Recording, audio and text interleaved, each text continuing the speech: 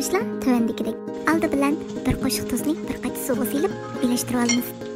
Undan keyin unning tepiga suvni asta-asta quyib, tekshi ilashtiramiz. Ilashtirganda cho'qib tezroq ilashtiring. Bundaq bo'lganda rampiza qattiq ham tirik chiqadi. Qachiga hamma suvni quyib bo'lgandan keyin bu holatga kelgan vaqtda tepini yipib 15 minut saqlaymiz. Bu vaqtdan foydalanib lazga ham qilsak bo'ladi. Suvni obdan chuchitib, sal so'yib olgandan keyin lazning uniga asta-asta natchiga bo'lib qo'yamiz.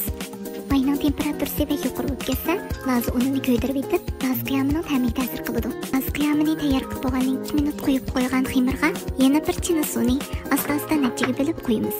Hech qanday un yoki xamir qolmaguncha tekshi ilashtirib olamiz.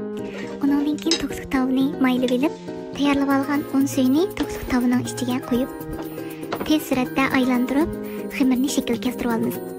To'qliq tavining og'zini yipib, 1 minutdan 2 minutgacha to'qliq tavidan issiqcha saqlaymiz.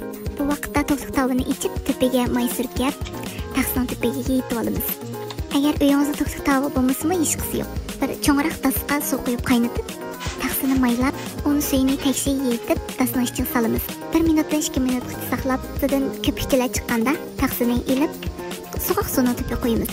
Yana o'xshashlan xamirning tepini maylab, bezini asta chiqarib olamiz.